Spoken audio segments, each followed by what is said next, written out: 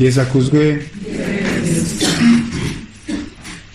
Tumaze gusingiza Imana Data, Mwana na Roho Mutagatifu, tumaze no kuyambaza umubyeyi Bikira Mariya kugira ngo dukomeze urugendo rwacu natwe twitegura kwakira Roho Mutagatifu kuri Pentecoste tugiye guhimbaza. Uko twabitangiye ejo rero urugendo turimo muri iyi minsi kuzirikana ku kwemera kuyoborwa na Roho Mutagatifu, roho w'ukuri ari nawe roho ubwigenge. Twatangiye ejo kugira ngo dukomeze aho twari tugereje, tubanze twongere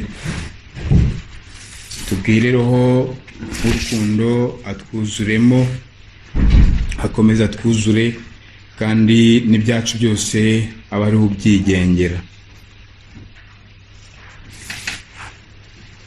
Roho w'urukundo,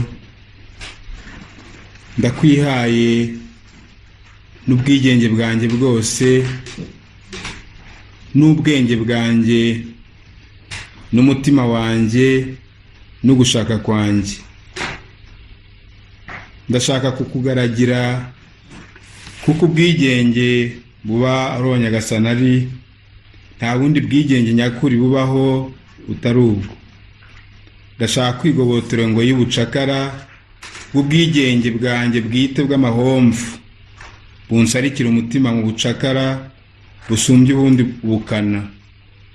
Ku mwambari wawe niko kugira ubwigenge bwagabiwe abana b'Imana. Roho Mutagatifu, ngira umwigishwa wawe, unyobore, umurikire, untagatifuze, unjishe ibiganza noye gukora ikibi, umpumura amaso noye kongera kukibona. Tagatifuza umutima wanjye, ikibi ntikiwusubiremo. Roho Mutagatifu, Mana yanjye, ndandata, aho uzanjyana hose nzajyayo. Icyo uzambuza cyose nkireke, n'icyo untegetse cyose ngikore, mfashijwe nawe. Amen.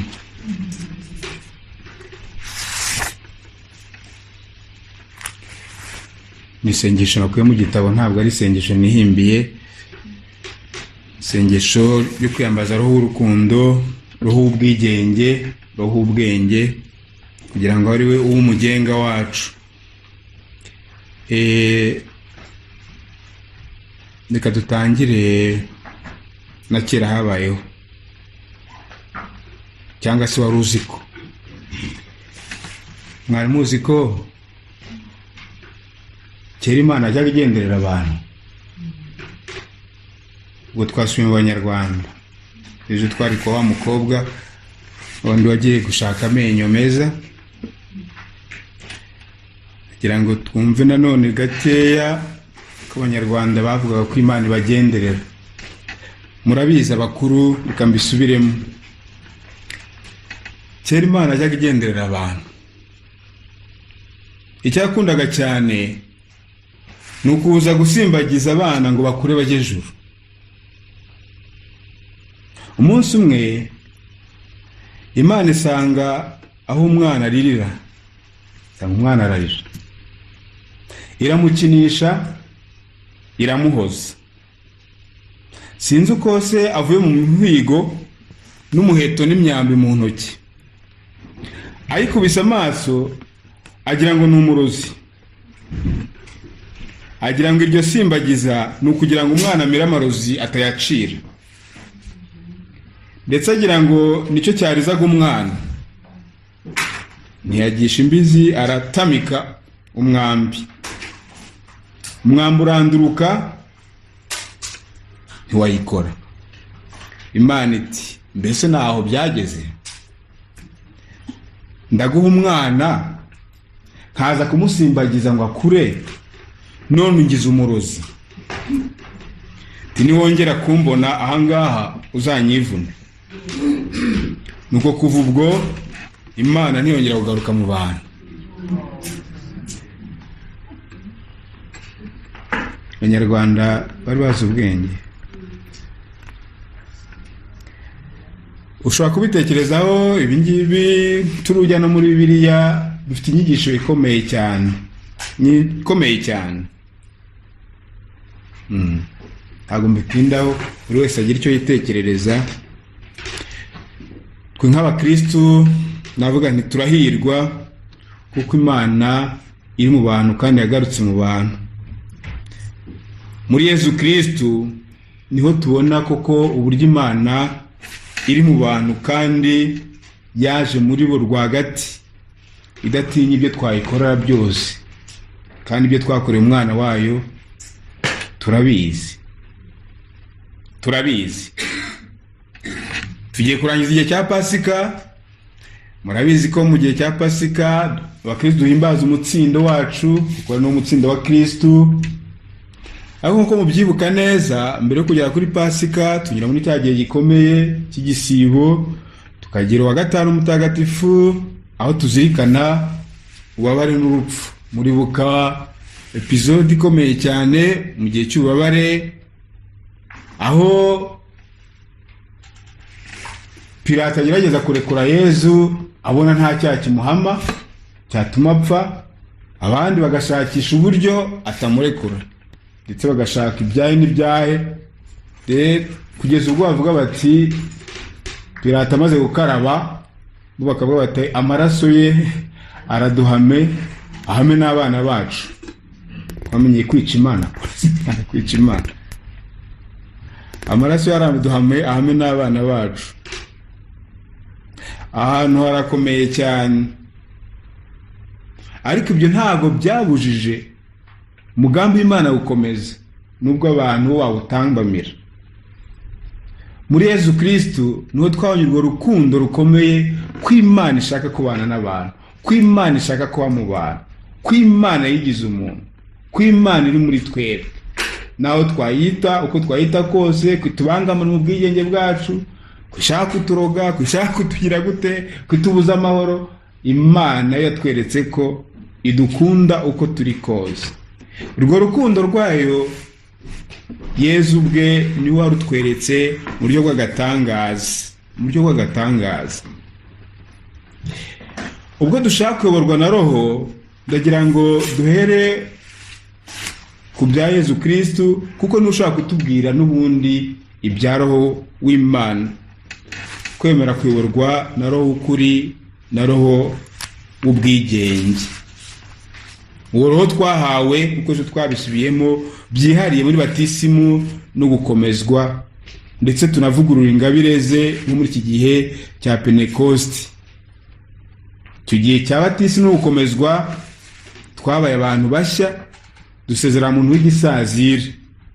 Paul Mutagatifu bivuga mu ibaruwa yandikiye Abanyaefezi 4:24, Abanyaefezi 4:24, gusezerera muntu w'igisazira tugahinduka muntu mushya. Ibyo byose tubikesha Yezu Kristo, tubikesha Roho Mutagatifu twabatirijwemo kandi twanakomerejwemo.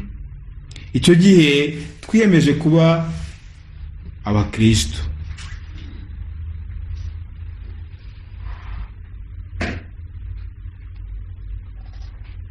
Abo tujya dukunda guhura, nkunda kubabaza ni se mutandukanya gute umukristo n'uwabatijwe?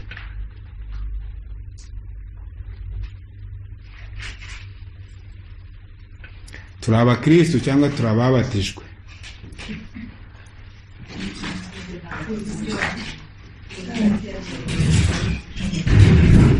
Waguhitisha Mose kuba umukristo no kuba wabatijwe gusa, wahitamo iki?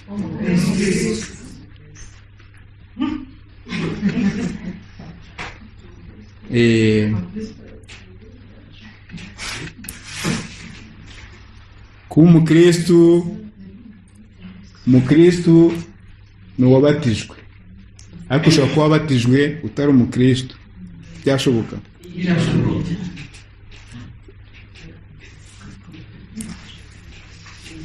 Muze kubigarukaho mu matsinda muraza kugira mu mwanya uza. Icyo gihe twemeje kuba abakristo cyangwa abakristo. Dushobora no gukina n'ayo magambo: umukristo, uwa Kristo, uwabatijwe. bikarangiriraho cyangwa se bigakomeza simbizi. Uwa Kristo Mutagatifu Jose Maria washinze Opus Dei we agera kure. Ntabwo avuga ko uwa Kristo, avuga kuba Kristo.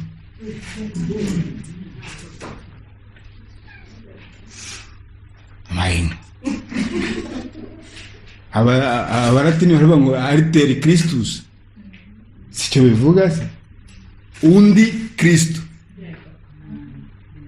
Undi Kristo. Aba Kristo, undi Kristo. Jose Maria akavuga ngo Kristo wa Kristo muri isi. Aha.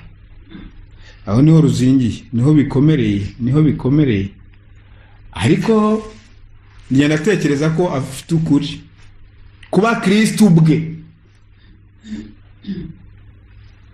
ntibyoroshye. Mwambari w'umwana agenda nkande.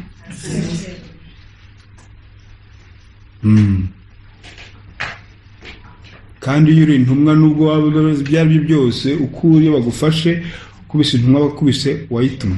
Si byose? Uyakiriye Yesu ubwo arabyivugira, unyakiriye abayakiriye wantumye. Ntabwo ari kubusa. Niba dushidikanya Sawuli agiye Damasi kujya kuboha abakirisitu, kwima farasi ye n'abamugaragiye, arirutse aragiye Damasi, urumuri ruramutangira, yitura hasi, ijwi ryamubwiye ngo iki? Yumvise, yego Sawuli urantotereza iki? Mu by'ukuri se Sawuli yatotezaga nde? Abo yashyiraga mu buroko ni bande? N'aba Kristo, abiyemeje gukurikira Kristo. Ntabwo yigeze aboha Yesu. Ariko ijwi riramubwira ngo urantotereza iki? Ntabwo amubwiye ngo Sawuli bari abantu urabashaka biki? Nabyo nibijya amategeko abo yabohaga nabo ngabo, ntabwo uwundi nta nagaragara. Iyo bavuze mu Kinyarwanda ngo umubyeyi acumura yicariye intebe, baba bashatse kuvuga iki? Umubyeyi acumura yicariye intebe. Uyu mwana wakoze ikosa n'umubyeyi wawe. Bravo. Umubyeyi acumura yicariye intebe. Ni Kinyarwanda ariko gifite igisobanuro gikomeye. Niyo ko wagira umwanya akajya asura mu by'iwacu cyane kera, yabona ubuhanga bukomeye bwihishemo. Aho riko umwana ashaka kubabwira nyine yasana iri hagati yacu ababatijwe bariyemeje kuba abakristo, isano dusanye na Kristo ikomeye. Iyo nkubitwa, iyo ntotezwa kubera Kristo, sikarekezi ukubitwa ni Kristo ukubitwa. Yamaye. Ni Kristo utotezwa. Urantotereza iki? Sawuli urantotereza iki? Ntabwo ati bari abantu ugiye kwamara mu buroko kubera iki? Ko ari inzira karengane, ko ari iki? No. Yesu yewe arivugira mu magambo ati urantotereza iki Sawuli? Urantotereza iki? Ibyo bivuze kugira ngo twongere, kuko kugira ngo twumve roho nuko tuba twumva Kristo. Kugira ngo tumenye roho ni ngombwa kumva Kristo kugira ngo twumve icyo atubwira. Abiyemeje kuba ba Kristo rero, abiyemeje kuba undi Kristo,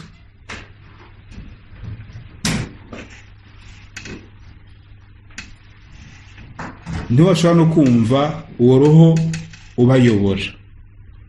Kuyoborwa na roho ntitwabyumva tutabaye koko aba Kristo, undi Kristo cyangwa Kristo ubwe. Niba dushaka kubyumva neza tukayoborwa na Roho Mutagatifu, ni ngombwa kwemera kumurikirwa n'ubuzima bwa Kristo hano ku isi, ko natwe buri wese ari Kristo hano ku isi, wiyemeje kumukurikira birumvikana. None se koko ninde wadushurira Imana byuzuye? Ko Roho Mutagatifu ari Imana, ko Roho Mutagatifu ari utanga ubugingo, ko Roho Mutagatifu ari we uvuga byose bigahinduka bishya. Ninde waduhishurira ibye? Yohani ati ntawigeze abona Imana, kandi wayibonye ni wamanutse, nawe wanazamutse. Ruvuga ni wowe watubwira ibya Roho kuko ni umuzi, ni nawe umudusezeranyije. Uwo Roho Yesu amwita Roho w'ukuri. Hagira udusomera kwa Yohani 14 kuva kuri 16 kugera kuri 17. Yohani, Evangelio ya Yohani umutwe wa 14 murongo wa 15 kugera kwa 17. Uwo Roho Yesu amwita Roho w'ukuri.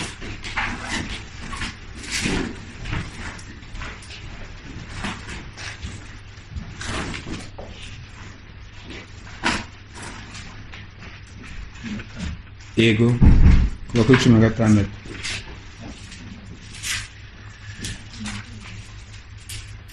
Nanjye nzasaba Data azabahe undi muvugizi uzaza kubana nawe iteka. Uwo ni Roho y'ukuri isi idashobora kwakira kuko itamubona kandi ntimumenye. Mwebwe ariko muramuzi kuko abana namwe kandi akababamo. Amwitaho w'ukuri cyangwa nyir'ukuri. Niba dushaka kumenya Roho Mutagatifu n'uburyo akora, ni ngombwa rero kureba Yesu Kristo. Ndagira ngo twihute muri Bibiliya turebe neza icyo biri tubwira Yesu na Roho Mutagatifu. Mu Evangelio ya Luka umutwe wa 4 murongo wa 18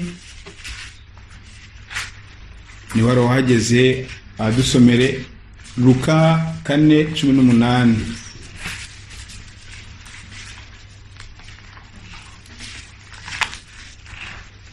Roho wa Nyagasani arandikiriye kuko yamye akansiga amavuta agira ngo yeze inkuru nziza ku bakene, ntangariza impumyi ko zibohowe n'impumyi ko zihumutse, n'abapfukiranwaga kubabohowe. Roho wa Nyagasani arantwikiriye. Ayo magambo ubundi yavuzwe bwa mbere nande?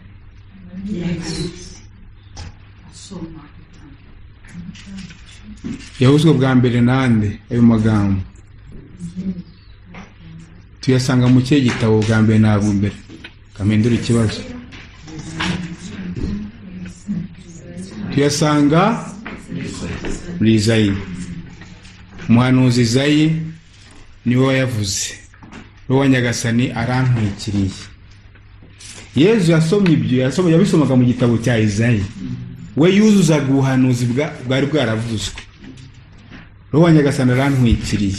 Ariko ayo magambo abwirwa abemera bose gukurikira Nyagasani, abahawe kuvuka bundi bushya, abahawe gukomezwa. Ayo magambo bose arababwirwa. Roho wa Nyagasani arantwikiriye. Ubutumwa bwa Yesu nabwo butumwa bwacu. Niyo mpamvu navuze ko abavuga ko turi undi Kristo batibeshye. Ubutumwa bwa Kristo nabwo butumwa bwacu, kuko ni nabwo yaduhaye. Nimugende ibyo nababwiye byose, kandi Roho azabibutsa n'ibindi. Nimugende ndabohereje. Ni nk'ari ukora, ni ukomeza. Ko Data yantumye nanjye ndabatumye. Turi muri urwo ruhererekane, kuko turi abana b'Imana muri we. Natwe turi abana b'Imana, dutumwa na Se, ariko ari Yesu ubigiyemo byose, kuko ari we mwana w'Imana by'ukuri. Tukaba abana b'Imana muri we.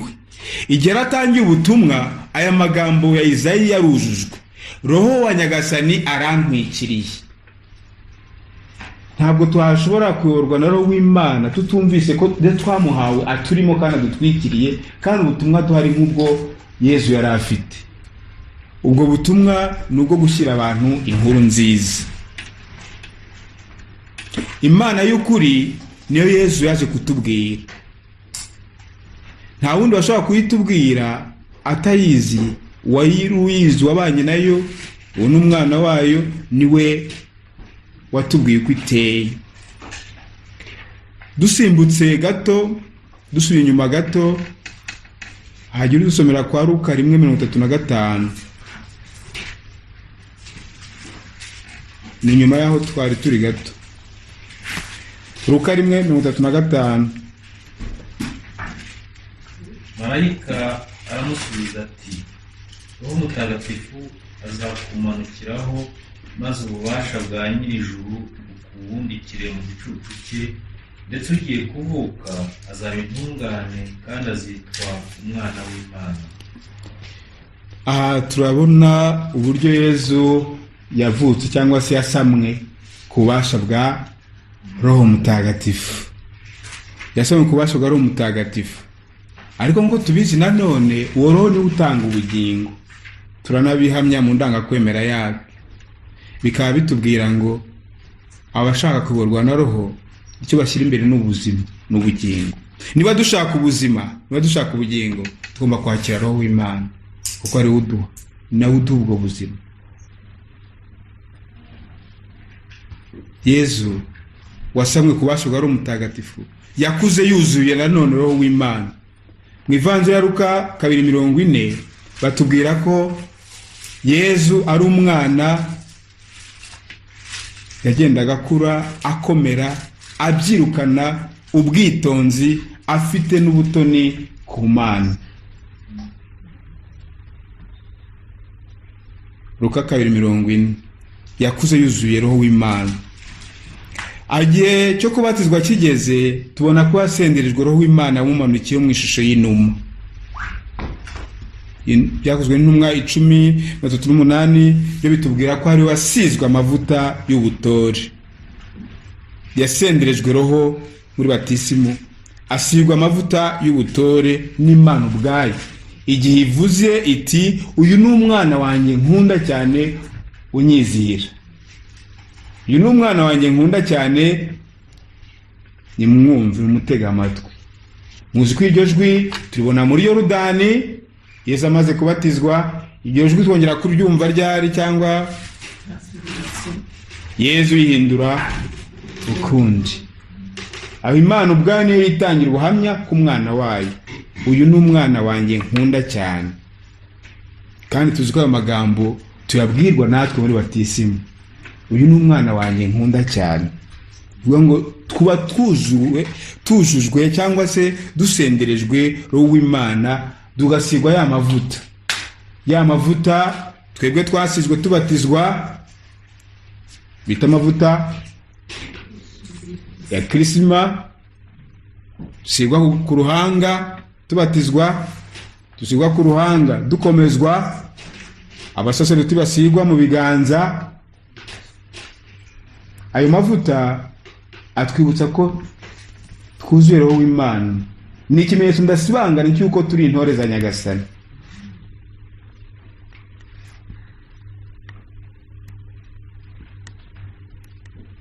Ubwo ntabwo umva ko bikomeyera. Twariye tuvuga ibintu kugira ngo ni ibisanzwe kandi bikomeye. Nubundi babango bambaye kirezi.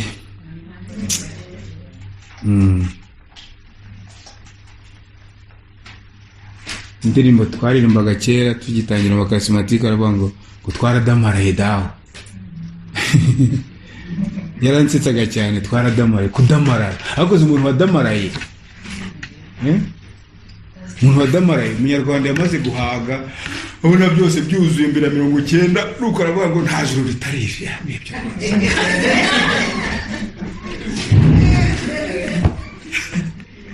Uvuga amajuru yumvaga byose byatunganye. Ku 90 mwereka ko yibeshyaga. 90 nta juru ritari. Twaradamaraye, byo nibyo tuzadamarara kandi nacyo duhamagarirwa. Yezu yakuze yuzura umwuka w'Imana. Yasenderejwe Roho muri Yorodani, asigwa amavuta y'ubutore. Mu buzima bwe yaranzwe no kuyoborwa na Roho Mutagatifu, ndetse no mu bihe bikomeye. Hari Ivanjiri igira ngo tuzirikane gatoya, ariko yo ni ndende, ndabisoma nihuta. Ndagira ngo dusome tubanze kwa Luka 4:13. Asoma nihuta, bizera ko nabatanze kuhagera.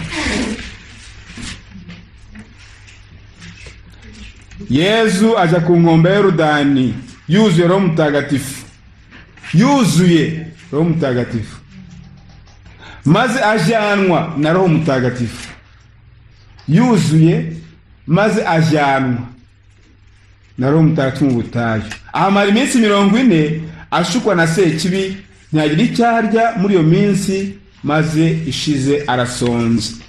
Reka tubigereranye n'umuvandimwe Matayo, kumva uko avuga we. Ntabwo mbisoma byose ibishuko. Matayo 4 nawe ni 4. Matayo 4 kuva kuri 1 gakomeza, nkuko Luka nawe ari 4 kuva kuri 1 gakomeza.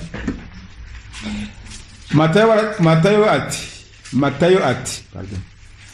Hanyuma Yezu ajyanwa na Roho Mutagatifu. Yezu ajyanwa. Luka, Yezu yuzuye Roho Mutagatifu, ajyanwa na Roho Mutagatifu. Matayo ati hanyuma Yezu ajyanwa na Roho Mutagatifu mu butayu kugira ngo ashukwe na Sekibi. Ibyakurikiye murabizi, ibyo Yezu aboneye mu butayu murabizi. Ariko hange icyo nashaka kubabwira nuko ubuzima bwa Yezu d'abord niwe na Roho, niwe na Roho. Iyo ntambara Yezu arwaniye mu butayu urayizi, iminsi 40. Ushobora kuba ubuzima bwawe bwose, ubuzima bwanjye bwose. Iyo 40 ifite ikisobanura mu mibare y'Abayisiraheli, ntabwo ari kubusa. Murabizi twibutsa na ya myaka 40 bamaze mu ijyangwa, bagenda bagaruka aho bavuye, bongera bakomeza. Nta GPS zari zihari, kandi GPS ari gihe nayo iguturuna inyuma y'inzu kandi wahageze. Keka kujyana mu mirima y'ibigori, bibaho nabyo.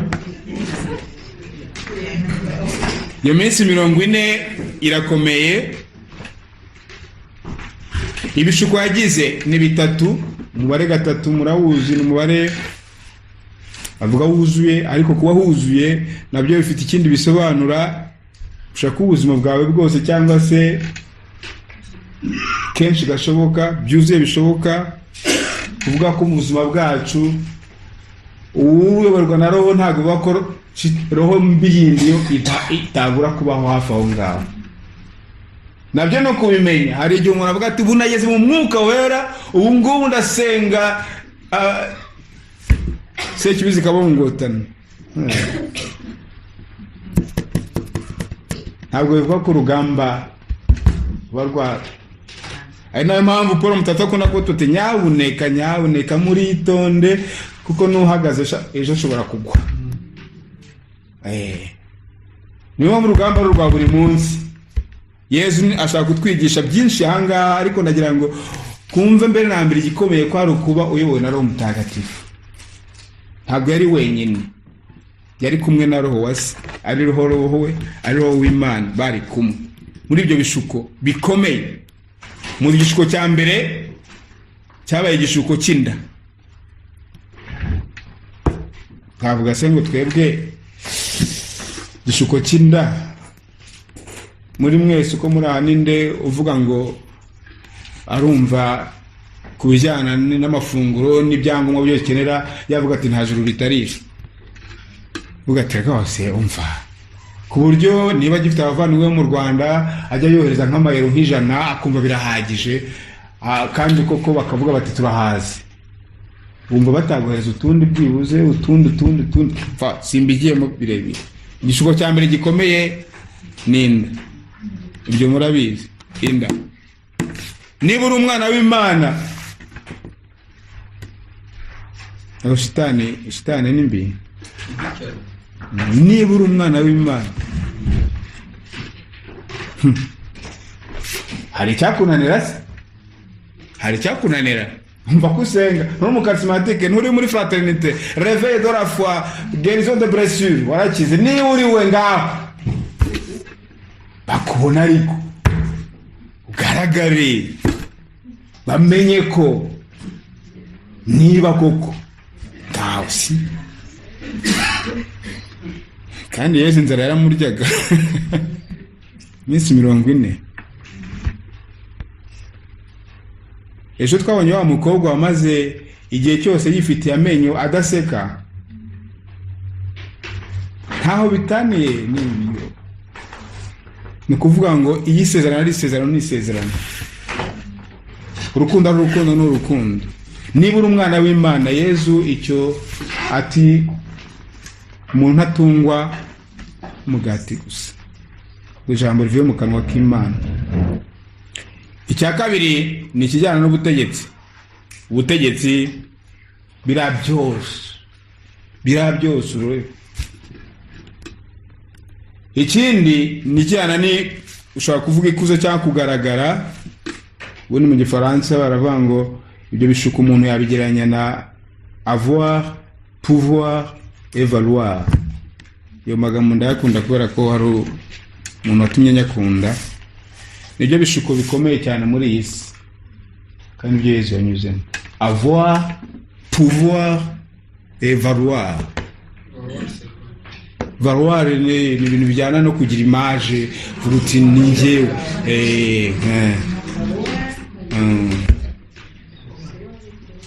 Image fausse, donc ukavuga uti mbonja garagara abantu babone ni njyewe, umudahari njyewe merita ntabatumiye.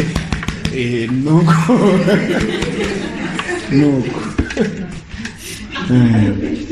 valoir, donc ubwabyo ibi ntabwo ari bibi. Ntawanga kugira, ntawanga kuba yagira icyo ashobora ngo agaragare ko icyo ashoboye, nta n'uwanga kugaragara neza. Ariko noneho aho no shitani igendera. Abantu basanzwe barya, ariko ntabwo abantu bagomba kumva ko ibiryo bigomba kubazirika. Ubutegetsi ni bwiza, kugira ububasha ku bantu ni byiza, ariko se bigarukira he? Kuba wagira image nziza, use mwese hari utakarabye mu gitondo, byibuze niyo wakaraba passport, ariko byibuze uravuga uti sava.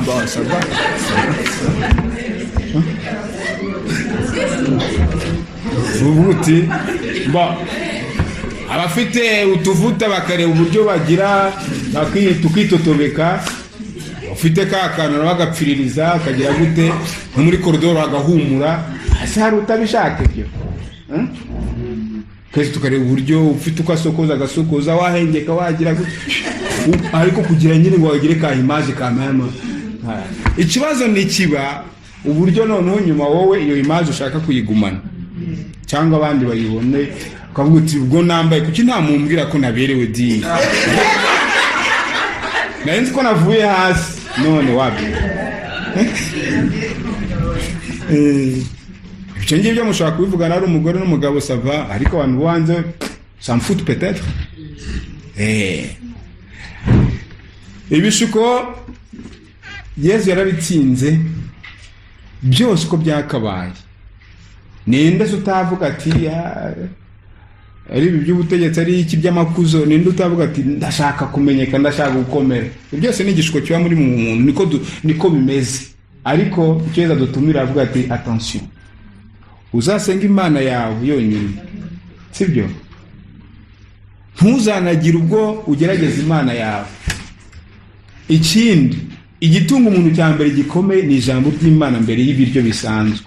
Nubwo tuzi ko mu buzima busanzwe umuntu agomba kurya kugira ngo abeho, ariko noneho kumva ko ibiryo ari byo biza mbere cyangwa ibinyobwa ari byo bya mbere ari byo bitanga ubuzima, aho ngaho kwamenya Imana we avuga ati hari ifunguro rikomeye. Ari naho Yezu mu Ivanjiri ya Yohana umutwe wa 4 mwibuke ari bari kugenda, noneho bakajya kuzana ibiryo mu mujyi, we agasigara kwiriba, akaza wa mugore waje kuvoma saa sita, kuza kuvoma saa sita. Abo twari kumwe nababwiye nta muntu w'umugore ujya kuvoma saa sita ku izuba rimeze kuriya.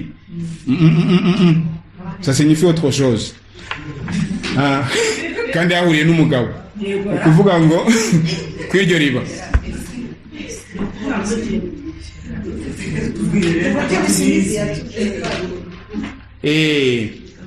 Aho nashaka kwigerera na ahangaho muzamu, ni ukuvuga ngo uriya mugore uko umusobanura murabyumva, uriya mugore wari ufite abagabo barenze 5. N'uwo bari kumwe kandi si umugabo yarabagize, ariko hari undi bari kumwe. kuko Yesu aramubwira ati okay niba ushaka kugira ngo nkubwire ibyo ushaka genda uzanire umugabo wawe. Ati nta mugabo ngira. Ati là tu dis vrai parce que wagize abagabo batanu muri kumwe nawe si uwawe, sibyo? Donc umugore mu mwanya kuri umugore ukundira abagabo, sibyo? Mushiyawe darabakuga kuza kuvoma saa sita, kujya kwiriba rya saa sita, uri umugore kuri ryo zuba rya saa sita ukasanga umugabo abumva bumvise. Kandi abigishwa nabo baje bavuye guhaha batangajwe no kweza aganira n'umugore kuri iyo saha kuyanuza aho hantu. Kumva byose byari bifite icyo byerekeza, ariko Yesu yari afite ahandi ari. Njyaho nashaka kugera, ntabwo nashaka kujya ni c'est très riche evangile irakize cyane. Nashaka kugeraho bamuhaye ibyo kurya akanga, akavuga ati mfite ibindi byo kurya mutazi. None ubibaza ese hari umuntu amugemuriye, hari ese uyu mugore yamuhaye ibiryo, ese basigara bibaza ko ntabwo yigeze abibabwira, ariko aravuga ati uyo nkuru gushaka kwa data ibyo birahagije. Rero sinzi niba dushaka kugera ahantu rero uvuga uti mfite ibindi byo kurya mutazi, ariko ndatekereza ko mu buzima bwacu bishoboka. Iyo umubyeyi yihotora kuva mu gitondo kugera nimugoroba yihotorera abana, nicyo abonye wenda inaha ngaha ibiryo birahari n'umuntu abura abishyira, ariko tugiye iwacu mu Kinyarwanda mu giturage, ariko ntitujye mu migi kw'imijyi n'uburayi nabwo kamwe cya giturage aho umubyeyi avuga ati yareba uko ibiryo bingana, icyo yaragiye kurya akagiha umwana, sibyo? Mu by'ukuri kuri we kubona umwana ariho nibwo buzima bwe, nibwo buzima bwe. Urumva rero kuba mfite ibyindi byo kurya mutazi, umubyeyi ashobora gushimishwa nuko abana bameze neza, bakura bameze neza, ubwo birahagije. Ubu nubwo amaze kubakuza niyo nakwigendera umugana Simeyoni, sezera umugaragu wawe, naba nzi ko nsize abana, naba nzi ko nsize abantu bazavamwe abagabo. Burya nabyo ni ibyishimo bikomeye. Ni burya navuga niko gufungura kwe niko kurya kwe. Nabyo dushobora kubibona muri ibyo ngibyo tutagiye wenda mu birenze bya Yesu biturenze, ariko icyo nashaka kuvuga gikomeye nuko Yesu abarwaga na Roho w'Imana icyo yashyize imbere ni ingoma ya se. Ubundi rero nabyo mu kuyoborwa na Roho w'Imana natwe nicyo twagombye guharanira. Ese icyo dushyira imbere ni ingoma y'Imana, kandi dora tubivuga muri dawe uri mu ijuru, ingoma yawe ugere hose. Aba uvuga igifaransa muzi akantu kigeze gutambuka, ndatekereza ko abafite WhatsApp mwese mwakabonye, umugabo wari gusenga ngo dawe uri mu ijuru mu gifaransa, okay, ijambo ryo byose avuze Imana ikavuga ngo none akoraho commentaire bon irindi jwi ni ibyo bakinnye, ntago ari Imana yabivugaga koko, ariko icyo bitwigisha iyo tuvuga ingoma yegere hose tuba dushaka kuvuga iki? Izogezwa nande? Ko ari we Kristo. Ese uri Kristo ahubwo noneho nicyo nanone wibaza, izogezwa nande niba ntayogeje niba toyegeje? Kandi mu kanya turakabyinye ka mucerenge ntagatifu, ariko tuvuga ngo abari ahari ababyeyi ari abagabo ari bose siko bateragara, ntibizabe bihera hano muri senakuru, bigomba gusohoka bikajya hanze. Urwo ni rwo rugamba rukomeye, ni rwo Yesu yarwanye rero, kubera ko ari yuzuye Roho Mutagatifu. No gutsinda hariya Sekibi no kubera ko ari yuzuye Roho Mutagatifu. Iki nagira mvuge cyane ko hano Yesu yuzuye Roho Mutagatifu arwana na Sekibi mushukanye, ni ukwitondera aya magambo. Murabizi byaharanditse ngo, haranditse ngo, nta hantu na hamwe shitani itambwira ati haranditse ngo, ariko na Yesu mukunsubiza ni haranditse ngo. Aya magambo nayo buriya cyatubwira haranditse ngo, haranditse ngo. Abo twari kumwe ndabyibuka kuri yigisho ya muntu mushya menya narabivuze, babwira ni nyabuneka Bibiliya no kuyitondera, tukitondera n'abantu bigize abasobanuzi cyangwa bashaka kwisobanura bakumva ko bayitsiritse batewe na Roho Mutagatifu. Iyo tugiye gusenga tugiye kubumbura Bibiliya, tugiye twiyambaza Roho Mutagatifu, kuko wamurikiye abayanditse nawe umurikira abayisoma. Twarangiza byose tukabimutura, tukabisengera, tukareba ibyaharanditse ngo, kuko bishobora kutugusha ruhago. Haranditse ngo, menya abo twari kumujyana nabwene mwibuke kwa kunda abakarismatike cyangwa n'abaporoso bene data dukunda kora ukarambura uti okay, ijambo ry'Imana reka ndebe birambwiye ngo imigirire yawe ni intagereranywa. Kavuga uti ese ni njye uvuga? Nyagasani. Ariko umva ahantu hazi ndambura naho najyanye amaso, sibyo? Ushobora kubikora, ni byiza. Musiko tubigira ukamenyera ko kubikora gutyo. Ariko mwibuke ko hari igihe urambura n'ahandi yanditse ngo nuko Yuda ajya kwiyahura. Agatera iryo kamwe ntabwo ari ibyanjye. Ukabumba Bibiliya utureka nshake ahandi havuguruza hariya.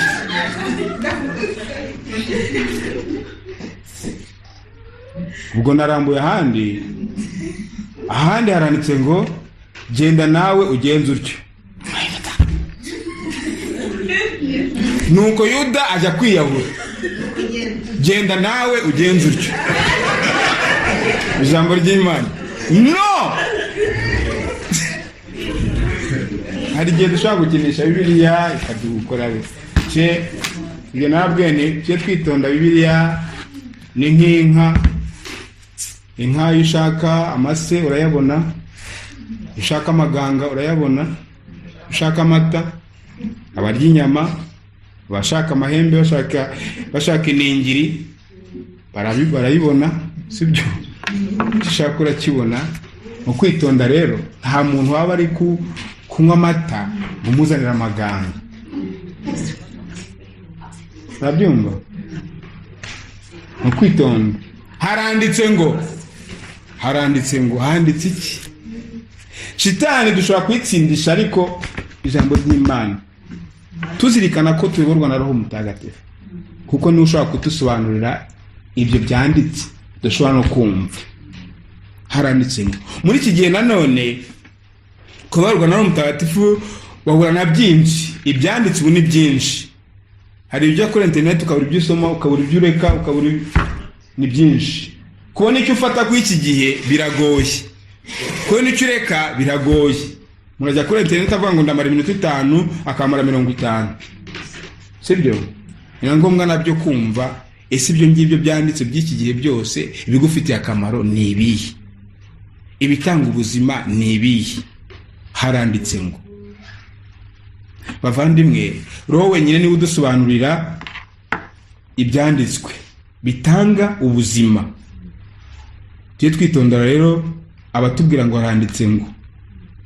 Tubaza ahubwo tuti ese iyo dufashe Bibiliya tubanza kuvugana nande mbere yo gufata Bibiliya? Tuba dushaka iki? Tuba dushaka kubona iki? Baza Roho Mutagatifu ntuzakubwira icyo ashaka kigufitiye ubugingo. Yesu Kristo mu butumwa bwe yaranzwe no kuyoborwa na Roho Mutagatifu. Tumubona kenshi mu isengesho ashyikirana na se. Bavandimwe, ntabwo twavuga ngo twemeye kuyoborwa na Roho Mutagatifu umwanya w'isengesho watunaniye, byatugora.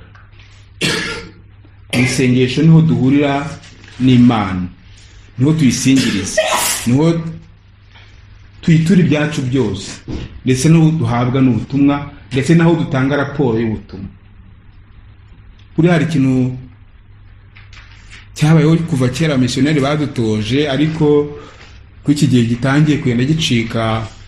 Mu masengesho ni mugoroba abayavugaga kera, mwibuke ahantu bavugaga ngo mureke dutuze gato twibuke ibyo byose uko umunsi wagenze. Abiki gihe bazirana n'ijambo ngo examen de conscience. Ariko burya ni ibintu bikomeye cyane. Burya niba ushobora gukora raporo y'ubuzima bwawe uko umunsi wagenze. Ibyagenze neza uti Mana wakoze, niwe wihesheje ikuzo. Ibyagenze nabi uti Mana cinkoni zamba, umpa imbaraga, ejo noneho nzahaguruka mvuga nti hamwe nawe byose birashoboka. Gusenga, isengesho ry'ukuri ni ikimenyetso gikomeye ko turi kumwe na Roho Mutagatifu, kandi ko tuyoborwa na Roho Mutagatifu. Yesu yakundaga gusenga. Abandi bakaba bati nese niba yari Imana yasengaga iki? Imana isenga indi? Ese Yesu yarasengaga kubera ko ahubwo nkuko dukunda kubizirikana nuko tutazi gusenga icyo ari cyo. Gusenga ntabwo ari ugusaba. Gusenga ni ukwinjira mu mushyikirano. No mu mushyikirano ashobora kubamo gusaba. Ibyo ni iby'abantu. Yezu ntacyo yasabaga se, yashyikiranaga na se, bakomeza kunga ubumwe kandi agakomeza kuba mu butumwa bwa se. Gusenga nuko kwinjira muri ubwo bumwe bw'abakundana. Ni nayo mpamvu abateye agatambwe ko gusenga baba batakivuga.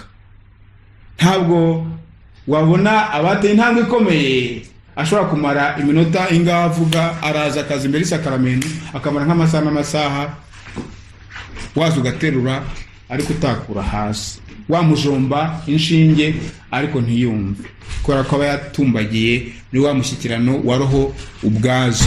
Aho Mutagatifu Yohani Mariya Vianney we yakunda kuvuga ngo il m'avise je l'avise. Ukarebana n'undi kumva uramukunze, nta magambo yo kuvuga, indoro yonyine iravuga, umutima wonyine uravuga. Iyo wageze mu bisingizo byuzuye ntabwo ukeneye gukoresha umunwa, asingiza umutima.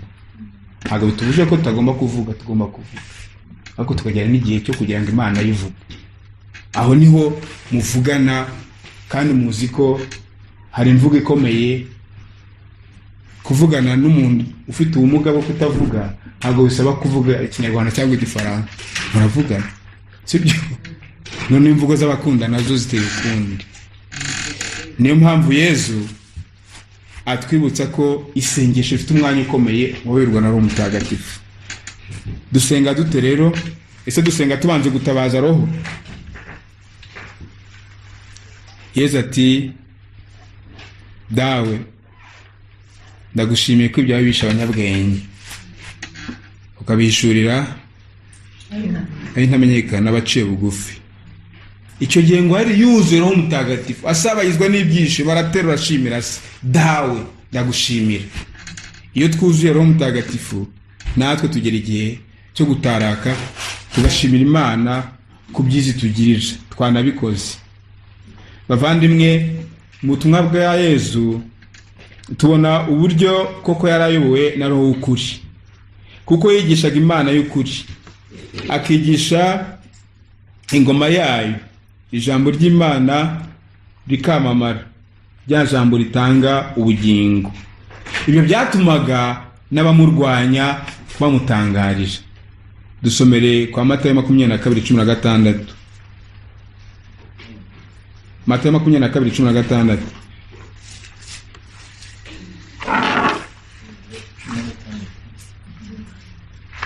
Nuko bamutumaho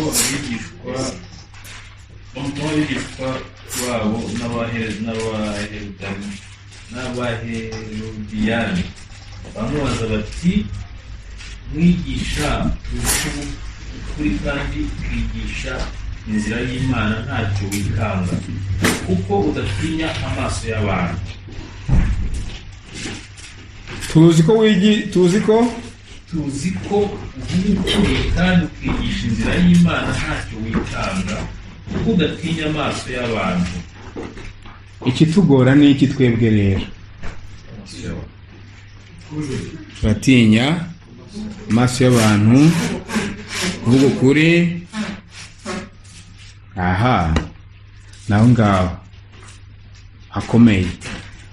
Roho Mutagatifu yari ukora nuko bigenda. Buriya hari ijambo rikomeye twavuze ngo ese turababatijwe cyangwa turabakristo. Kugira ngo muze kubigarukaho cyane.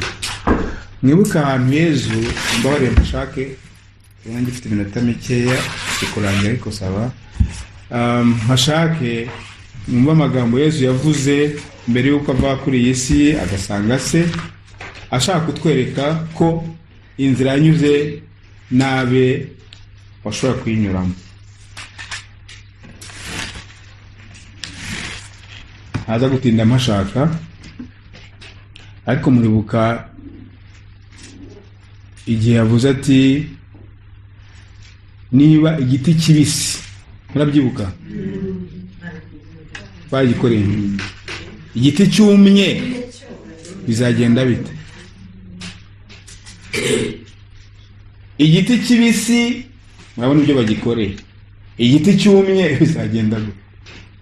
Ni amagambo akomeye cyane, kuko hariya twumvise ko abamurwanyaga nibo bivugiye bati tubonye ko udatinya amaso y'abantu kandi wigisha ukuri, ukavuga ukuri kandi ntutinya amaso y'abantu,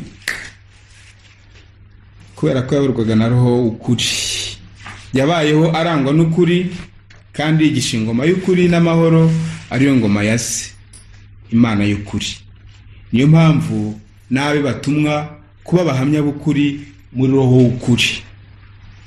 Ikibazo gikomeye rero, nta gisubizo ndabaha, mwaza kukiha namwe ubwanyu mu matsinda murajyamo, zere ko ibibazo mwatangiye kujya mu byumva muraganiraho. Ikibazo gikomeye cyane ni cyo kivuga ngo ukuri ni iki? Mwibuke mu rubanza rwa Yezu ko icyo kibazo cyamubajijwe. Pilato amubaza ati ukuri ni iki? Ni ikibazo gikomeye. Nk'abakristo natwe twagombye kumva niba kuyoborwa na roho w'ukuri n'ubwigenge bidusaba kubaho mu kuri, uko kuri tuvuga ni ukuhe? Ni ikibazo gikomeye kuri iki gihe ho birakabije, aho usanga buri wese ashaka kugira ukuri kwe, ndetse no muri kiliziya.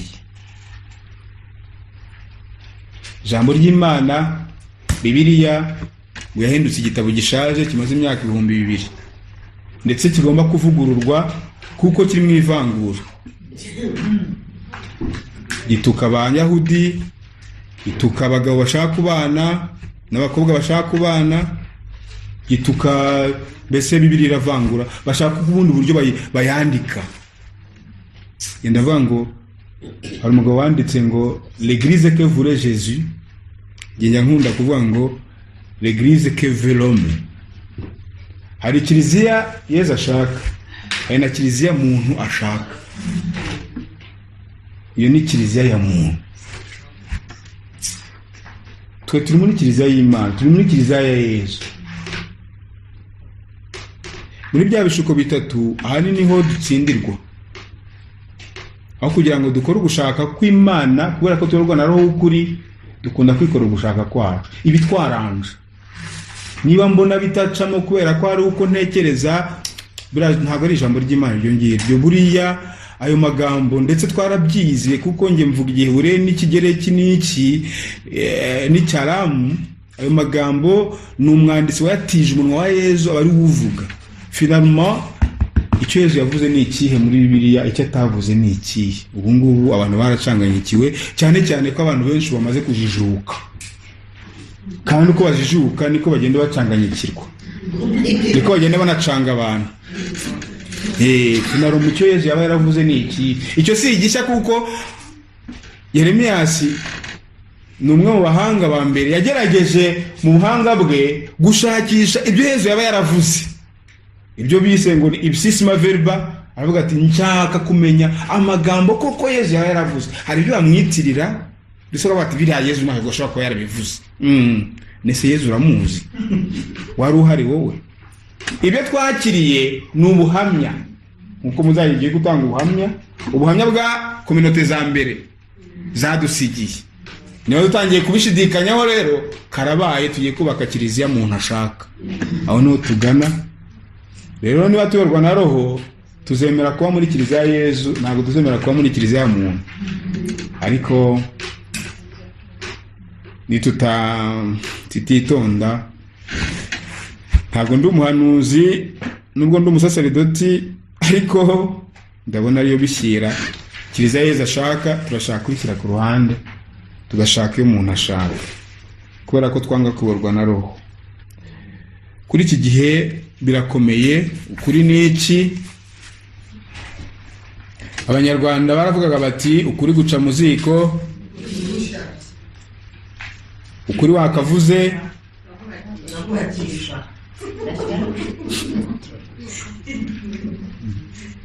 aho kunigwa n'ijambo wanigwa n'uribwiye. ikinyoma ntigihabwa kangahe? Iminsi y'igisambo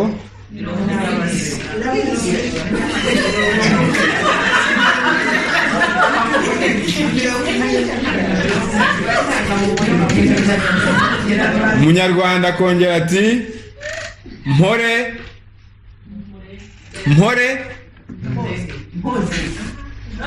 mpoze cyangwa mpore ndame.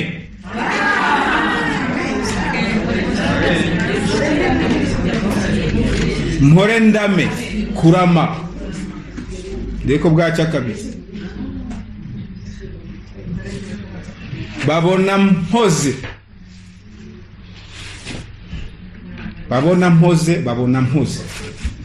babona ngenda Mutemere w'ishavu ni ijosi.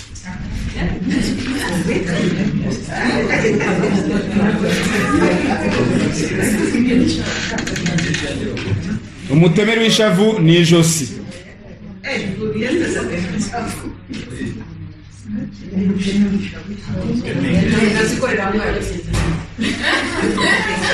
Ijosi rirarangaye. Niwo mutemere. Nushobora kumenya ikiri hasi uzaba uri umugabo. Icyo navuze ntumvemo. Sibyo? Yego, niko abanyarwanda bavuga. Ukuri ni iki? Uruhu rw'inda ko rworosa haboze. Sibyo? Bibaho. Ukuri. Ndagira ngo nk'abanyarwanda nanone kuko fraternité yanyu ifite izina ryiza. Ibyo ni ukujya muhora mubizirikana. Réveil de la foi. Guérison de blessures. Nubwo turaha ariko turacyarwaye nk'abanyarwanda. Sibyo? Ndavuga turarwaye ntabwo mvuze mwebwe gusa, abanyarwanda muri rusange. N'abarundi, pardon. Reka nivugire gutyo hano. Icyo nshaka kuvuga cyane nuko kubarwa na Roho w'Imana niko kubohoka kw'ibyo byose bituboha. Sibyo? Abo twari kumwe muzi imigani nkunda kuvuga ngo gusekera utagushaka bitera imbeho mu menyo. Ni kuvuga ngo murabizi. Kandi gusekana imbereka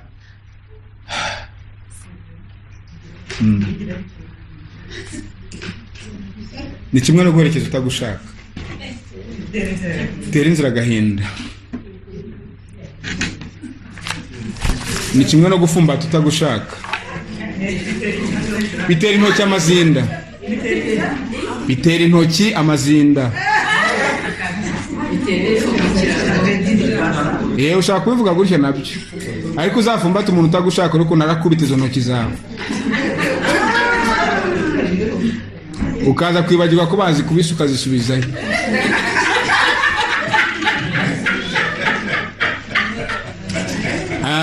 Abatoya ntabwo babizi, ibyo ni by'abakuru. Kera abantu bakirara ari benshi, mu kirago ari benshi cyangwa se mu cyembezi. Okay. Ndagira ngo tuze kuzirikana cyane roho ukuri tuvuga, uko kuri tuvuga n'ukuri tuvuga. Wenda turakomeza kubizirikana kandi roho radufasha. Kugira ngo mbere yo kurangiza, kugira ngo tuze kujya mu matsinda, nongere mvuge ya magambo Yesu yavuze ati, roho nyirukuri uwo naza azabayobora mu kuri kose. Roho nyirukuri uwo naza, twabibonye mu Ivanjiri ya Yohana 16. Roho nyirukuri uwo naza azabayobora mu kuri kose.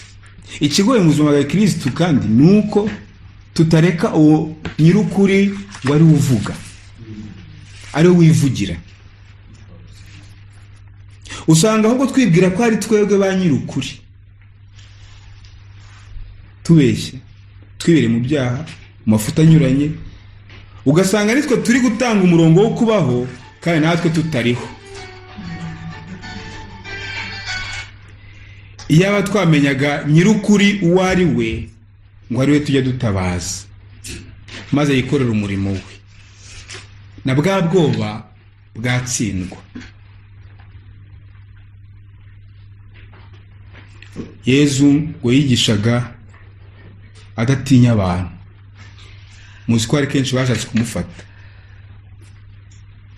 Mu buzima bwacu hari igihe dufata umwanya w'ukuri na nyir'ukuri.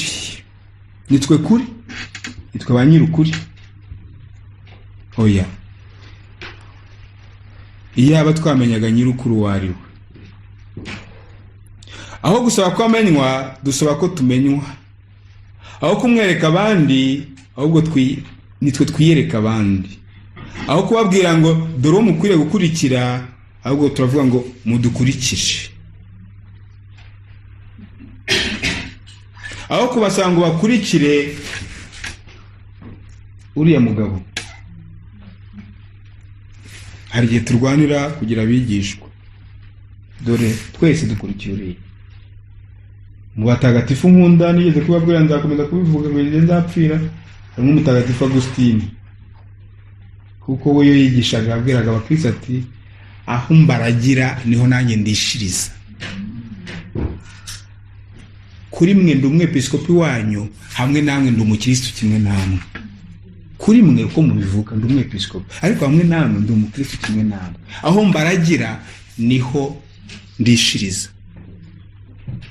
Kuko hari igihe tuvuga ngo ubu ngubu ubundi padiri, ubundi mu baserviteur, donc vous mwebwe mukiri hasi, bakadogo mwebwe muze tubereke. Na twese turi bakadogo imbere biramuga.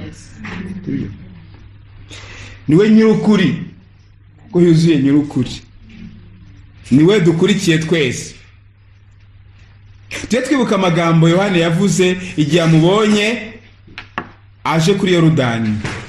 Dore ntama w'Imana, dore nguriya. Abwira abishwa ati nsingiye mukwe, dore nguriya.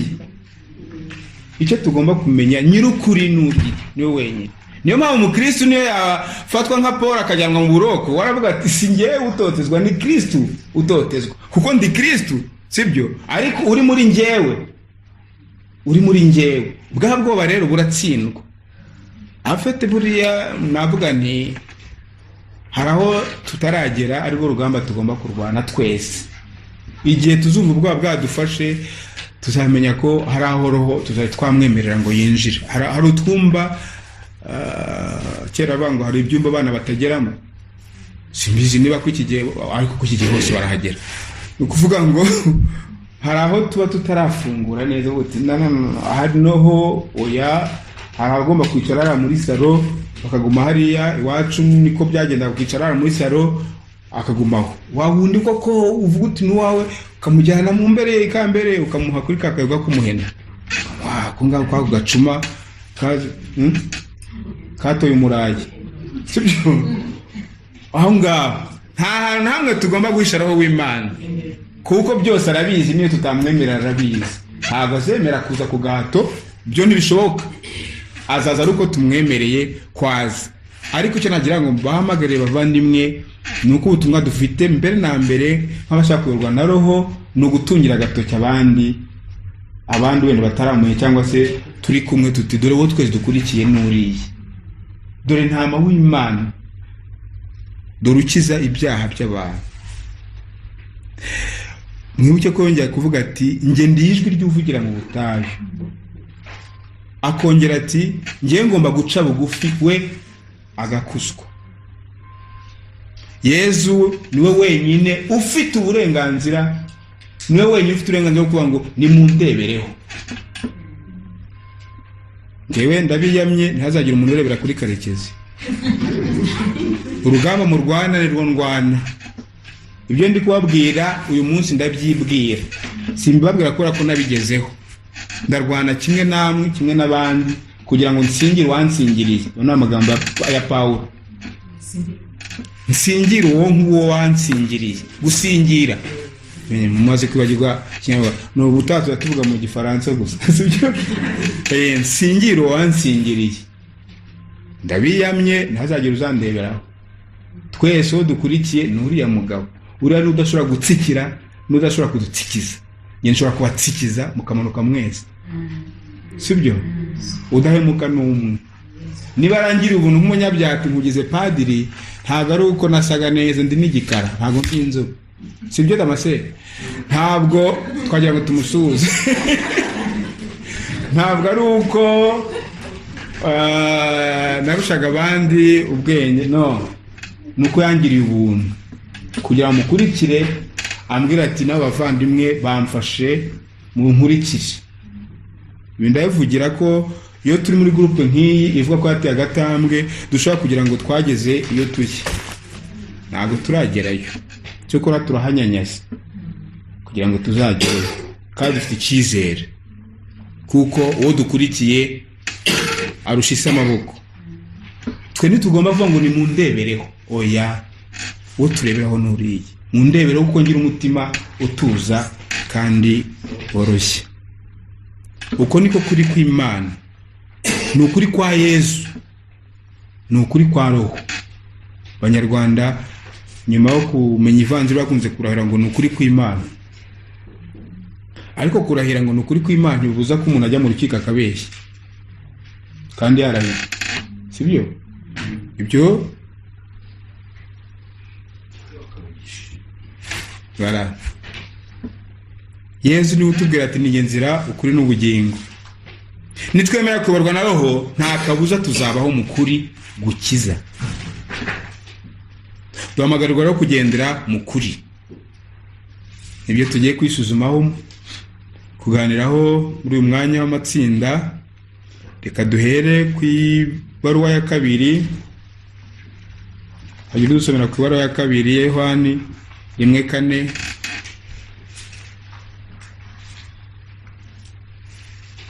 Bageze buri kizamini bajyaga baduha, bavuga ngo mwihute mu busomanga, urahagera mbere turamuhemba. Ubona abantu barangije nk'amaturi 10, nta hahembwa nk'abantu nka 2 gusa cyangwa 3. Naho n'umwitozo mukoko kujya mukora kugira ngo mumenye Bibiliya. Ntabwo Yohani wajya kumushakira mu gitabo cy'intangiriro.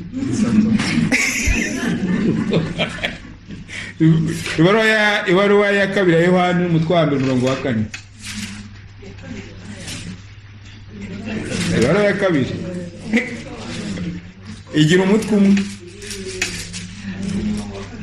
4.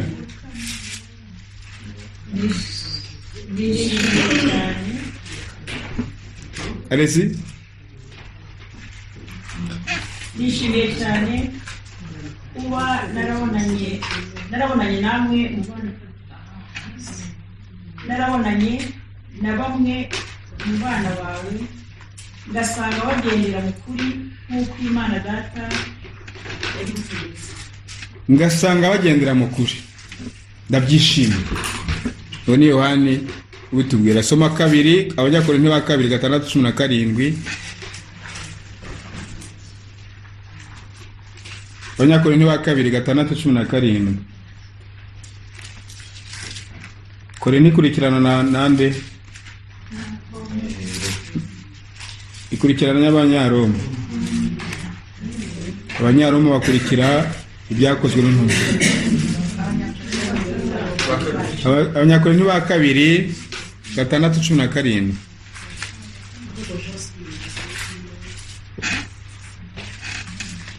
Umujya muri abo bantu mwitandukanye nabo, uwo ari Nyagasani bivuze. Mwirinde gukora icyabahumanya, maze ubwanjye nzabakira.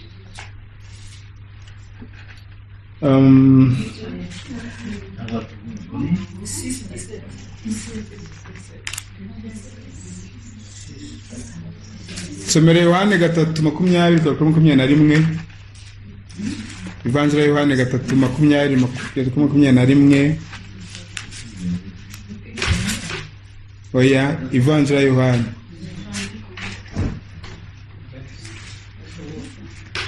gatatu kuva kuri 20 kugera kuri 21. Jean 3 20 à 21.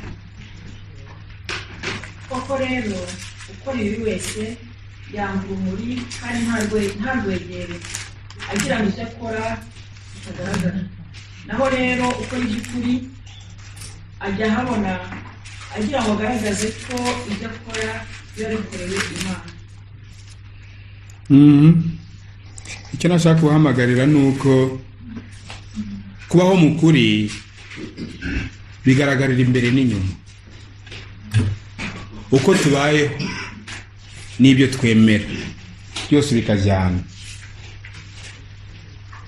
Niyo mpamvu Yesu agira akavuga ati ukuri kuzaba kwigenga. Ari ukwigenga imbere, ari no kwigenga inyuma. Ikibazo cyo kwigenga nacyo rero turaza kukigaragaho nyuma ya saa sita, kuko hari utekereza ko kwigenga ari ukuba umuntu atari muri gereza.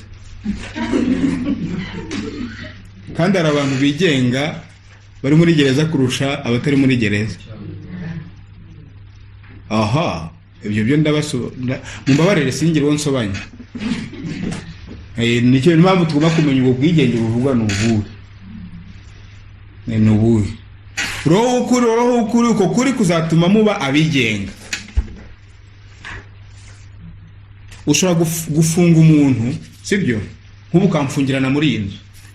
Ukagira ngo ukavuga ngo ntabwi. Nibyo imbere y'amategeko physiquement ndimbohe. Ariko imbere mu mutima ntago ndimbohe. Kuko hari icyo udashobora kuboha. Nkuko Paulo avuga ati ijambo ry'Imana rishobora kuboha. Ntibishoboka. Niko udashobora no kubaho n'umutima wanjye. Ariyo mpamvu bavuga bati umuntu arigenga kugeza ku munota wanyu kuko acavuga ati yego cyangwa oya. Niyo bamufunga umunwa ntabwo wafunze umutima. Ashobora kwandika. Wamucama amahanuza amaboko akandikisha amano. Kubera ko kwa kuri kuramanuka hose mu magambo icyo afite mu mutima kirakomeza mu mubiri we wose. Ushobora kumkunca amano akandikisha umutwe. Nese kwa ubu ntabwo ushaka kwandikisha uti yes wandikisha umutwe si inyuguti eshatu. Uko kuri kuzaba kwigenga. Nubwo isi yo ishobora gutekereza ko mutigenga. Nyamara muzamwigera. Uko ubwigenge nyabwo si ubwo ngubwo bw'inyuma n'ubwa hano umutima.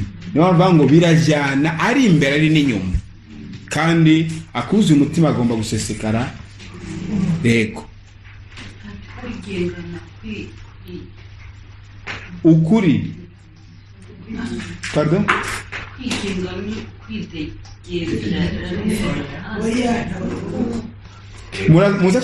Muze kubiganiraho. Wenda nyuma nihagira ikibazo kivuka muraza kumbwira nyuma shata mbere yo gutangira ngira icyo nsubiza niba hari cyabago. Mu Kirundi kwidegembe.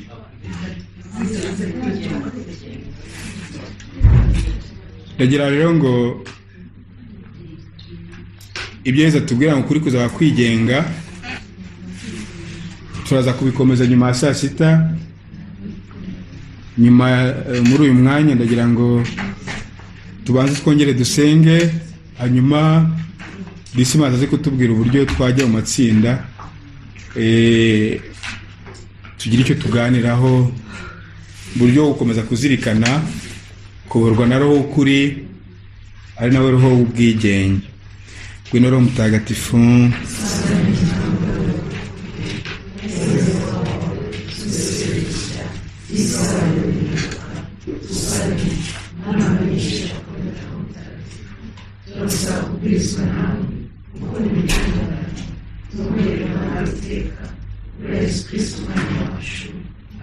ku izina